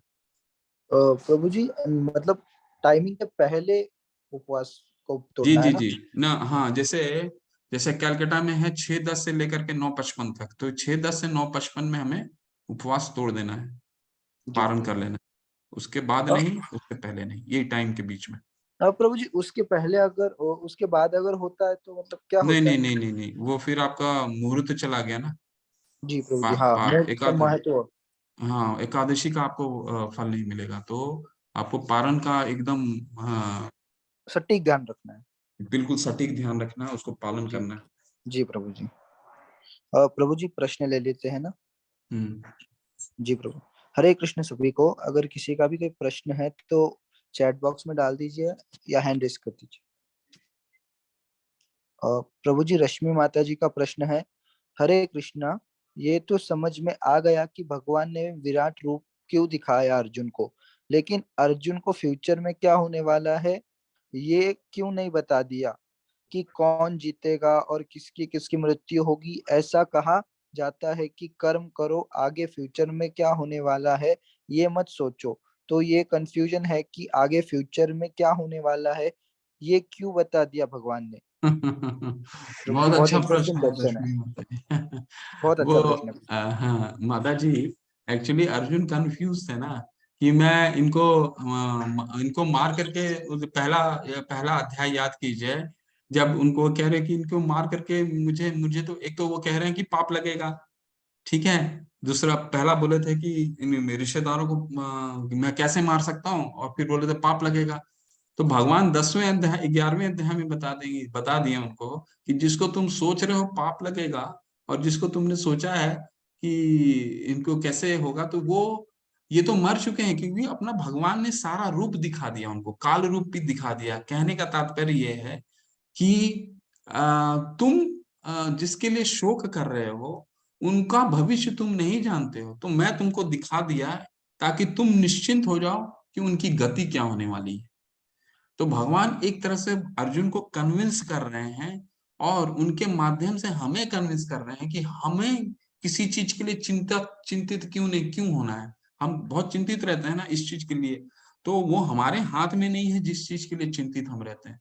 तो जिस चीज के लिए अर्जुन चिंतित थे, उस चिंता से उनको मुक्त किया भगवान ने। भगवान ने उनको कंफ्यूजन, जब तक उनको नहीं दिखाए होते, तो अर्जुन तो एंग्शियस ही रह जाते कि भाई क्या होने वाला है। उनको दिखा दिया तो क्लैरिटी में आ गई उनको, ठीक है, कि तुम्हारे हाथ में नहीं है, इसलिए चिंता करने से कोई फायदा नहीं। ठीक है, तो अ, ये हमें जानना जरूरी है, ये समझना बहुत जरूरी है जी। प्रभु जी गौरव प्रभु जी का प्रश्न है, प्रभु जी मैंने ये सुना था कि आत्मा का रूप भी चतुर्भुज रूप होता है, क्या ये सच है? कृपया इस पर प्रकाश आत्मा डालें। नहीं, परमात्मा, परमात्मा, परमात्मा प्रभु जी, आत्मा अलग है, परमात्मा अलग। आत्मा जीव है, उपदृष्टा अनुमंताचा भरता भोक्ता महेश्वर, 13वां अध्याय में पढ़ेंगे। ठीक है, उपदृष्टा अनुमंताचा भरता भोक्ता महेश्वर। ठीक है, परमात्मेति चाप युक्तो, यानी आत्मा हमारे, आत्मा आत्मा अलग है और परमात्मा अलग है। परमात्मा साक्षी के रूप में परमात्मा क्या है? आत्मा क्या है? जो हमारे शरीर में रहते हैं। परमात्मा क्या है? सभी के शरीर में रहते हैं। परमात्मा चतुर्भुज में है। जो अभी भगवान दिखाया ना उन्होंने, वो है परमात्मा चतुर्भुज रूप। ठीक है, आत्मा नहीं। आत्मा तो वैष्टि आपके शरीर में रहता है, वो आत्मा है। ठीक है। अ, प्रभु जी, तमन्ना माता जी का प्रश्न है। राधे राधे प्रभु जी। प्रभु जी भगवत कथा में बताते हैं कि ध्रुव जी महाराज भगवान को खोजने वन में इसलिए गए थे क्योंकि वो अपने पिताजी की गोद में बैठना चाहते थे, पर उनकी स्टेप मदर ने रोक दिया था बहाने से। तब वो परेशान होकर अपनी माँ के पास गए। तब माँ ने कहा कि आप भगवान की तपस्या करो। तो शी कथा कौन सी है प्रभु जी? हाँ, तो माता जी कल भी मैंने बताया था ना ये कथा, तो महाराज की कथा, ये आप जो सुने वो ठीक है। पूर्ण कथा नहीं, लेकिन ये कथा ठीक है आपने जो सुना। ध्रुव महाराज 5 साल के बालक थे, और 5 साल के बालक थे तो अपने पिता के गोद में बैठे हुए थे, और पिता के गोद में बैठना चाह रहे थे, तो उनकी सौतेली माँ ने उनको बोला था कि तुम बैठने के योग्य नहीं हो। तो बहुत 5 साल के बालक रोते बिलखते गए अपने माता के पास। तो उनकी माता उनको, फिर माता से बोले कि मेरे को पिताजी से भी बड़ा राज्य चाहिए, बताओ माता कैसे मिलेगा। तो माता ने बोला कि मैं, मेरे हाथ में तो नहीं है पुत्र। और उन्होंने मजाक में बोला कि जाओ, तुमको जंगल में, तुमको भगवान की तपस्या करनी पड़ेगी। तो ध्रुव महाराज ने बोला तो भगवान मिलेंगे कहाँ? तो फिर बोले कि जंगल में मिलेंगे। तो एक एक जानवर के पीछे भाग रहे थे वो, कल तो मैंने बताया था इसको। तो एक एक जानवर के पीछे में भाग रहे थे कि ये जानवर तो नहीं भगवान है, वो जानवर तो नहीं भगवान है, ये जानवर तो नहीं भगवान है। और ये देख करके भगवान प्रसन्न हो गए थे, और फिर नारद मुनि को उनको पास भेजा था। एक विस्तार से कथा है भागवतम में। ठीक है। तो और फिर नारद मुनि ने उनको भगवान के बारे में तपस्या करने के लिए बोला, और काफी तपस्या उन्होंने करा। और फिर नारायण के रूप में, चतुर्भुज के रूप में भगवान ने उनका दर्शन दिया। और फिर भगवान ने ध्रुव महाराज बोले कि लीजिए, जो मैं तो कांच के टुकड़ों का के लिए चाह रहा था, और मुझे हीरा मिल गया। ठीक है। तो भगवान का जब दर्शन हो जाता है, तो वही तो भगवान कल भी बताया ना, ददामि बुद्धि योगम तम ये न माम पियांति थे। भगवान, अगर हमारे मन में चाह होता है तो भगवान हमारा जो है खुद ही बुद्धि रास्ता दिखा देते हैं, बुद्धि दे देते हैं। भगवान ने 10वां अध्याय के आपके 10वें श्लोक में ही बोला, ददामि बुद्धि योगम था, provided what is the eligibility, भजता प्रीति पूर्वकम। हमारी जो भजने की भगवान की जो सेवा करते हैं वो प्रीति पूर्वकम होना चाहिए। जी। हरे कृष्ण। हरे कृष्ण प्रभु जी। प्रभु जी मेरा एक प्रश्न था। नित्यानंद, जो नित्यानंद महाप्रभु और चैतन्य महाप्रभु जो है, उनको बहुत से लोग भगवान का अवतार नहीं मानते। तो उसका वो लोग बोलते हैं कि वेदों में इसका क्या उल्लेख है कि चैतन्य महाप्रभु जो है वो श्री कृष्ण और श्रीमती राधा रानी के ही कंबाइन अवतार है। तो बहुत है बहुत फिर से लोग नहीं, जी प्रभु जी, बहुत से लोग नहीं मानते। उनको नहीं नहीं। लगता है कि एक कम्युनिटी ने एक बना दिया है। वेदों में बहुत उल्लेख है प्रभु जी, एक विस्तार उल्लेख है इसका। तो और पुराणों में आता है ना इनका उल्लेख। बहुत पुराण में आता है। अगर आप चाहें तो मैं इंडिविजुअली शेयर करूंगा, ऑफिशियल में नहीं करूंगा। जी मतलब ऐप में भी कर सकता हूँ, लेकिन मंदिर को बोलूंगा वीणा माता जी को आपको शेयर करें, पढ़िएगा कभी। बहुत जी जगह, 18 जगह है। ठीक है ना, 18, जी कई पुराणों में है एकदम। एक एक जगह का व्याख्या है, उनकी माता का नाम क्या है, इसका व्याख्या है। जी प्रभु जी। सारा व्याख्या सब। क्लिष्ट है, सारा व्याख्या। और चैतन्य चरितामृत जो है, उसमें तो हर एक चीज पूरा पूरा ही क्लिष्ट, और बहुत शास्त्र में, बहुत शास्त्रों में है उसका उल्लेख। भागवतम में उल्लेख है, 11 स्कंद है शायद, या 11 या 12वां स्कंद, 11वां स्कंद तो है, 11वें स्कंद में है प्रभु जी। 11वें स्कंद में है। तो वो तो देखिए नहीं प्रभु जी, अगर, मेरा प्रश्न ये है कि जो लोग नहीं मानते तो उन्हें क्या बोलना चाहिए, मतलब क्या ये उत्तर देना चाहिए, क्योंकि मेरे साथ बहुत हुआ है। और वो लोग मुझे मतलब बोलते हैं कि क्या प्रूफ है वेदों में, हाँ है ना, वेदों में, आप शास्त्रों में। आप प्रूफ दीजिए, आप बोलेंगे तो मैं आपको भेजता हूँ, जी एविडेंस प्रभु है, जी, आप मुझे एक एविडेंस बार है। मैसेज पढ़िए, मैसेज कर पढ़ाइए दीजिए। सबको। जी देखिए, प्रभु जी। सबसे इशू क्या है, हमारे यहाँ शास्त्रों का ज्ञान लोगों को नहीं है। नहीं है अब प्रभु बिना जी। बिना ज्ञान के लोग बात करते हैं। संतोषी माता को तो आपने आपने सुन जी रखा प्रभु जी, होगा, हाँ। जी प्रभु जी, जी प्रभु जी। ठीक है। तो संतोषी माता को तो ऐसा देवता, 32 करोड़ देवता में इनका तो वर्णन ही नहीं है। एक सिनेमा बहुत सिनेमा प्रचलित से हो गया आए। था 70s में, तो उसके नाम पे लोग शुक्रवार को 16 शुक्रवार को व्रत करते थे। तो ये तो हमारे में शास्त्रों का ज्ञान का प्रचार प्रभु ही जी, नहीं हुआ ना, अज्ञानता है, अज्ञानता है। जानता है ना। तो अभी इसको इसको समझाना बहुत मुश्किल, एक हद तक समझाइए, और नहीं जब समझते हैं तो वहां से आप एग्जिट कीजिए। कभी जी भी, प्रभु जी। कभी भी आर्गुमेंट में मत जाइए, जी प्रभु जी। क्योंकि हमारा काम भक्ति करना है, लोगों को भगवान के बारे में बताना है, जी ठीक है। प्रभु जी। अब भगवान ने तो बोल दिया है कि अगर कोशिश जरूर कीजिए, और आप में भक्ति अगर श्रेष्ठ होता है, सामने वाले को समझाने में की आपके पास बुद्धि भी आ जाएगी, क्योंकि अगर आप में दृढ़ता है तो भगवान रास्ता दिखा देंगे। फिर भी अगर सामने वाला नहीं समझता है तो एग्जिट कीजिए वहां से, अपने आप को अवॉइड कीजिए। और प्रभु जी, मतलब मुझे बहुत से लोगों ने बोला है प्रभु जी, विष्णु, जो विष्णु भगवान है वो कृष्ण के अवतार है या कृष्ण विष्णु के अवतार है? कृष्ण, कृष्ण सबके उद्गम है, यहाँ तो बोला जी है ना प्रभु जी, 10वें में। कृष्णस्तु भगवान स्वयं, भागवतम में आ, उल्लेख है। सभी भगवान, 10वां, पहला कृष्णास्तु भगवान स्वयं, बहुत अच्छा बोला आपने। एते चांस कुला पुंसा कृष्णास्तु भगवान भगवान स्वयं, स्वयं। ठीक है।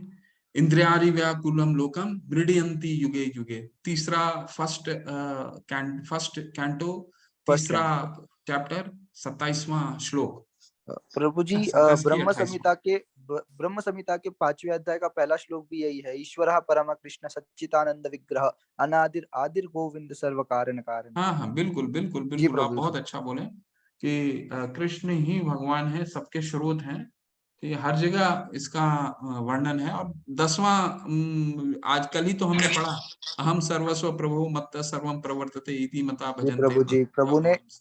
छठवें, आई थिंक 6वें अध्याय में भी बोला है, मत्त परतरम नान्यत् किंचिदस्ति धनंजय मयि सर्वम इदं प्रोतम सूत्रे मणिगणा इव। बिल्कुल बिल्कुल, मैं ही सूत्रे मन जना इव। लेकिन भगवान कृष्ण का कहाँ कहाँ वर्णन है, तो बहुत जगह वर्णन आता है। जैसे आपने एक श्लोक का विश्लेष किया, फिर ईश्वर परम कृष्ण जी सच्चिदानंद विग्रह, ये है। फिर आपका ब्रह्म संहिता में आता है, रमादि मूर्तेषु कला नियमने नियमेन तिष्ठन्, नाना नाना अवतारम करोद भुवनेश, किंतु कृष्णा स्वयं परम पुमान्यो गोविंदमादि मादि पुरुषम पुरुषम तमहम तम भजामि। हम भजामि। तो आपके तो अनन्य रूप हैं, नरसिंह का रूप है, ठीक है, वामन का रूप है, वाराह का रूप है, विष्णु लेकिन रूप है, सब वराह रूप है, विष्णु रूप है। कृष्णास्तु भगवान स्वयं। तो कृष्णा जो है, भगवान जो है, वो कृष्ण ही प्रभु सबके जी, आदि बहुत मूल से लोग स्वरूप है। अगर हमें पूछते हैं तो वो बोलते हैं कि आप तो इस्कॉन से जुड़े हो, आप तो उनकी जो वो जो संस्था है, जो वेद शास्त्र उन्होंने बताया, आप तो वही बताओगे, एक प्रूफ क्या है कि कृष्ण ही भगवान है, इसका प्रूफ दो। तो मैं उनको प्रूफ देते देते थक गया प्रभु जी, पर मानने को तैयार नहीं। नहीं नहीं, तो वो ज्यादा उनसे आर्गुमेंट मत कीजिए, क्योंकि इस्कॉन का मूल आधार वेद और शास्त्र है। जी प्रभु हम जी। सिर्फ वेद और शास्त्र को बोलते हैं, हम अपनी मनगढ़ंत कुछ अपने कहानियां मन कहते हैं। गढ़ंत नहीं करते प्रभु जी, तो हम क्योंकि शास्त्र को दिखाते हैं, क्योंकि प्रभु शास्त्र जी, पढ़ते हैं। श्रील प्रभुपाद जी ने अपना पूरा जीवन व्यतीत कर दिया भक्ति में, और पूरा जीवन पूरा प्रभु के चरण कमलों में व्यतीत कर दिया, और हम तक ये यथारूप ज्ञान पहुंचाया है। तभी भी लोग, जो कलिकाल का बद्ध जीव है, वो नहीं विश्वास कर रहा है। तो उसके उसके लिए तो इसीलिए अर्जुन ने विराट स्वरूप देखने की मांग की है। हम्म, देखिए, भगवान को जानना है तो सिर्फ अर्जुन का अनुसरण कीजिए, जी उसी तरह प्रभु से जी। आप जान सकते हैं। सिंपल है, बहुत मन सिंपल है। पवित्र होना चाहिए प्रभु जी, मन पवित्र बिल्कुल होना चाहिए और तरीका प्रेम और सिंपल। भक्ति भाव होना चाहिए। अर्जुन ने हमें तरीका सिंपल बता दिया। देखिए हम अपने जीवन में कितना विचलित रहते हैं, ठीक है, जी प्रभु हर जी। समय विचलित रहते हैं। तो हमें क्या प्रोसेस फॉलो करना है भगवान को जानने के लिए? तो वही प्रोसेस फॉलो करना जो अर्जुन ने किया। फुल्ली एक एक सरेंडर करना है प्रभु जी। ये पहला पहला अध्याय से वो विचलित थे, और 10वें अध्याय में आते आते वो बिल्कुल ही परम भरम परम धामम पवित्रम परमम भवाम बोलने लगे। तो प्रोसेस, वो एक पात्र हैं, अर्जुन ने उनको पात्र बना करके हमें समझाने की कोशिश की है कि देखिए एक आदमी जब विचलित होता है तो उसको क्या प्रोसेस फॉलो करना चाहिए, किस तरह भगवान से संबंध बनाना चाहिए। ये पूरा एक प्रोसेस है। गीता हमारे को संबंध ज्ञान बताती है, ठीक है ना। तो ये बेसिक फाउंडेशन कोर्स है गीता, जो हमारे को स्पिरिचुअल, हमारे जो जीवन है उसका उद्गम जो है वो गीता से जी इसीलिए होता प्रभु। है। बेसिक फाउंडेशन हमारे को देती है भगवान और हमारे बीच के संबंध का ज्ञान हमें गीता समझाती है। प्रभु जी आजकल ऐसा हो गया है, जिस देश ने वेद पुराणों की रचना की, आज उसी देश में बहुत अज्ञानता फैली हुई है प्रभु जी। वेदों को लेकर कुछ कुछ लोग तो भगवान पे मानने को ही तैयार नहीं है, और कुछ लोग भगवान को मानते हैं पर भगवानों में ही भेद करते हैं कि ये भगवान बड़े, ये भगवान बड़े। उनको अगर सच्चाई बताने जाए तो वो नहीं एक्सेप्ट करते। ठीक है प्रभु जी, उसमें ज्यादा आर्गुमेंट मत कीजिएगा। जी पहले प्रभु। स्वयं, सबसे पहला इम्पोर्टेंट ये है कि हम स्वयं कन्विंस हों कोई चीज को लेकर के। जी प्रभु जी। देखिए भक्ति में तीन प्रोसेस होता है, तीन तरह के भक्त होते हैं। कनिष्ठ भक्त होते हैं, मध्यम, कनिष्ठ अधिकारी, मध्यम अधिकारी, उच्च अधिकारी। हम तो अभी कनिष्ठ के लेवल में भी नहीं है, मतलब मैं अपनी बात कर रहा हूँ। मैं कनिष्ठ भी नहीं, मतलब सबसे बिगनर। फिर होता मध्यम और उच्च अधिकारी। तो जैसा जैसा भगवान की भक्ति होते हैं उसी तरह का उसका स्तर बढ़ता है। तो जो उच्च अधिकारी होता है उसमें सारा कन्विंसिंग पावर होता है वो, क्योंकि वो भगवान का तत्व को जान गया है, इसलिए किसी को भी तत्व समझा सकता है। लेकिन जो कनिष्ठ के लेवल पे है वो स्वयं पे अभी स्वयं से लड़ रहा है भगवान को समझने के लिए, समझने के लिए। ठीक है। तो वो दूसरों को समझाने में बहुत ही मुश्किल होगा। तो वो उच्च अधिकारी का काम है। उच्च अधिकारी किसी को भी समझा सकते हैं, ये पूरा वैदिक ज्ञान है। मध्यम अधिकारी को है क्या है, वो वैदिक नॉलेज भी हो गया उनको, भगवान के तत्व को समझ गए, लेकिन अभी उस स्तर में नहीं पहुंचे हैं कि वो दूसरों को कन्विंस कर समझा सके। सके। तो हम अभी भगवान को समझने के प्रोसेस में हैं। तो हम अपनी भक्ति को दृढ़ करें, वो इम्पोर्टेंट है। प्रभु जी अभी तक हम भक्त तो छोड़िए, अभी तक हम दास्य के लेवल तक भी नहीं पहुंचे। दास तो बहुत दूर का बात है प्रभु जी, दास इज डिस्टेंस अवे। जी प्रभु बट जी। ठीक है, हम बेसिक थोड़ा थोड़ा सा आगे बढ़ते हैं, और भगवान का जो फाउंडेशन कोर्स है उसको पढ़ते हैं। जी प्रभु और जी। 16 माला जो करने का विधि बताया है। एक माता ने एक और प्रश्न किया, कल आपका उत्तर देंगे तमन्ना माता जी। आपका मैं प्रश्न पढ़ लिया हूँ। कल की रूप के बारे में आप जानना चाहती है ना। आपका बात सही है। ये आता है कल्कि का, भगवान आएंगे, और कहाँ आएंगे सारा वर्णन है भागवतम में। किस रूप में आएंगे वो भी वर्णन है, ठीक है। कब आएंगे ये भी वर्णन है। तो ये कल चर्चा कीजिएगा, ज्यादा शॉर्ट में चर्चा करेंगे। कल्कि का अवतार आएंगे, वो जी नाश प्रभु जी। करने के लिए आते हैं, क्योंकि कलयुग में अधर्म बढ़ने वाला है ना। आगे पूरा ब्रह्मा, आपका भागवतम में वर्णन है कि मनुष्य का जीवन भी 30 वर्ष से ज्यादा का नहीं होने वाला है। जो 1000 साल का था सतयुग में, अभी 100 साल का हो गया, 100 से भी कम होता जा रहा है, और आगे चलते जाएंगे तो करीबन करीबन 30 साल का होने वाला है। तो जी आगे प्रभु जी, तो सतयुग में हाइट भी कितनी हुआ करती थी मनुष्य की, जैसे जैसे पाप बढ़ता गया वैसे वैसे मनुष्य की हाइट कम होती गई। तो ये है माता जी। बट अभी अच्छा है, आप लोग इंटरेक्ट कर रहे हैं, इंटरेक्ट करते तो रहिए। प्रभु जी कुछ कुछ मतलब जो सूत्र होते हैं उनसे, मतलब ऑनलाइन या कहीं दिखता है कि महाभारत के जो योद्धा थे उनकी हाइट का वर्णन था। तो वो सही, वो सच होता है या सिर्फ एक दिखावा होता है? कौन सा सूत्र की बात कर रहे हैं? प्रभु जी मोबाइल वगैरह पे जो वीडियोस आते हैं कि भीम की हाइट इतनी थी, अर्जुन नहीं की नहीं नहीं हाइट नहीं, इतनी थी। कभी भी इन सब पे नहीं कीजिए। अगर शास्त्र को रेफर कीजिए, महाभारत, अगर पहला आपका ये सब चार शास्त्र, आपने ये दो तीन चीजें पढ़ ली, फिर आप महाभारत पढ़िए। जो जी शास्त्र क्या कहते हैं उस पर डिपेंड कीजिए, बाकी दूसरा ग्रंथ क्या कहता है। और शास्त्र भी वो शास्त्र जो प्रमाणिक, मैंने आपको बता दिया, जी चार प्रभु जी, प्रामाणिक गुरु। चार परंपराओं से आती है। वो चार परंपरा से लिखी हुई कोई किताब पढ़िए। प्रभुपाद जी ने तो इतनी किताबें लिखी हैं, अच्छे से पढ़िएगा तो प्रभुपाद जी से एक रिलेशन बन जाएगा, क्योंकि प्रभुपाद जी अपनी किताब के माध्यम से बहुत अच्छा रिलेशन बिल्ड करते हैं। तो जी उनकी प्रभु जी, किताबें बहुत इतनी सरल। बहुत अच्छी अच्छी उनका एक प्रभु जी जो किताब है कृष्ण भावनामृत में पहला कदम, वो किताब मैंने पढ़ी थी जब मैं स्टार्टिंग स्टार्टिंग में आया था भक्ति में। प्रभु जी इतनी सुंदर किताब है वो, इतनी सुंदर किताब है, उसमें हर एक चीज अच्छे से वर्णित की गई है। नरसिम्हा आरती, फिर तुलसी महारानी जी की आरती दी गई है, फिर कुछ भजन दिए गए हैं, सब वहां पे दिया गया। इतना सुंदर पुस्तक है प्रभु जी वो, उसमें सब कुछ बताया